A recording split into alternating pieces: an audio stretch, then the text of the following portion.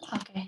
Lidah itu secara pengertiannya dulu ya, dia itu merupakan salah satu organ yang terdiri dari otot rangka, di mana dia dilapisi oleh membran mukosa.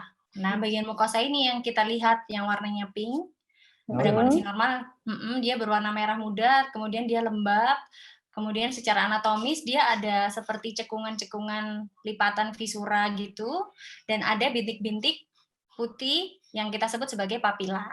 Gitu. Jadi ada papila yang menyebar di seluruh permukaan lidah yang gunanya sebagai reseptor kita merasakan rasa manis, asin, asam, kemudian pahit juga gitu. Untuk kebersihan lidah ya, kebersihan lidah menurut saya penting sih. Jadi tidak kalah penting dengan menyikat gigi seperti topik yang sebelumnya. Karena pada lidah ini dia kondisinya anatominya memang memungkinkan untuk terjadi kolonisasi bakteri atau mikroorganisme lain, termasuk jamur.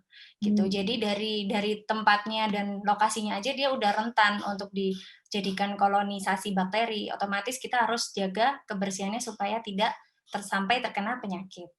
Gitu. Selanjutnya nih dokter, terus cara membersihkan lidah itu yang baik sama benar tuh kayak gimana sih dokter? Cara membersihkan lidah itu ada secara mekanik sama secara kimiawi ya. Kalau secara mekanik itu kita gunakan alat. Di sini kita bisa yang pertama pakai sikat gigi. Hanya saja kalau sikat gigi ini kekurangannya adalah karena permukaannya dia kecil, otomatis area yang terjangkau atau yang bisa dibersihkan itu terbatas. Gitu. Jadi oleh American Dental Association itu pernah direkomendasikan dalam suatu literatur untuk menggunakan yang namanya tongue scraper.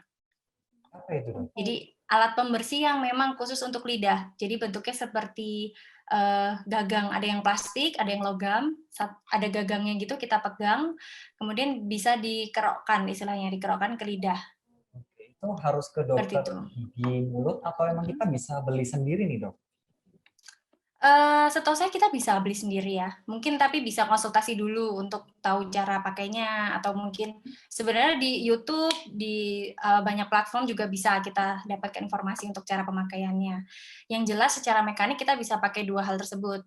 Dan efektivitasnya secara literatur memang lebih tinggi kalau kita menggunakan yang tongue scraper karena dia memang didesain khusus untuk pembersihan lidah.